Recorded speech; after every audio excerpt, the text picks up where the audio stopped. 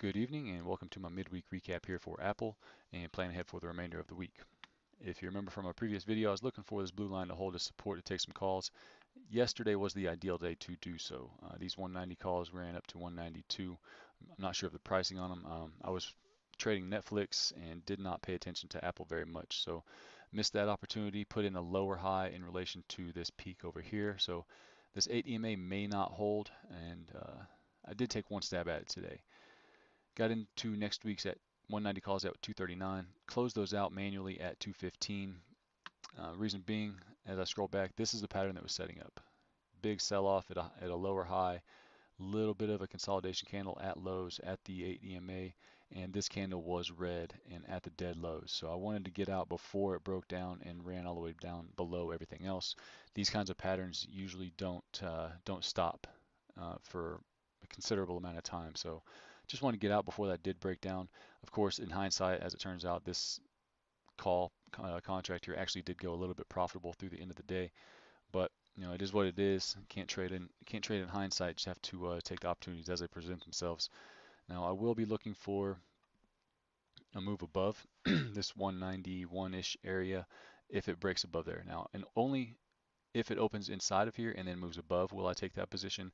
If it gaps above, it's going to be gapping into supply. It's going to be gapping into all kinds of sellers. Risk is going to be on their favor.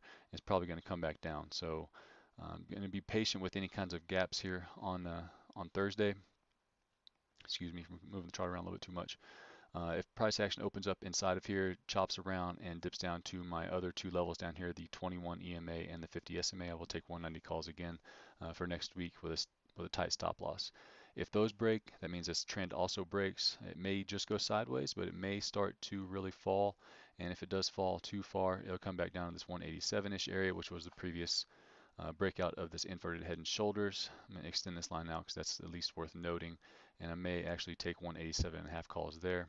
Actually, I'm going to go ahead and put that on the chart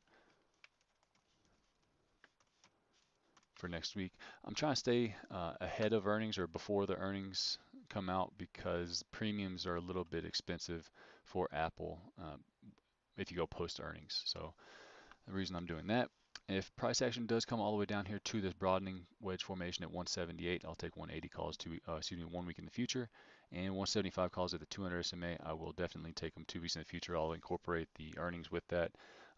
If the market makers and the algos want to push it all the way down there, I'll be happy to take a play going into earnings because the last earnings report pushed it well above that 175 level. So perfectly comfortable with doing that, and we'll see what happens going forward. Still looking for this overall flag play up to about 215. It's tough to see with all these lines on here, but basically these white lines is the flag pattern that has set up.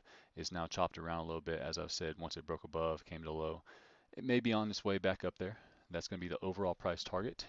And there's a couple levels, only a few levels in between there and where we're at now, this 193 to 195, and this big blue line, which is part of the broadening wedge. So just going to be patient, take what sets up for me, and look at a lot of other names with earnings going on. Don't have to trade Apple this time of year, so that's at least convenient.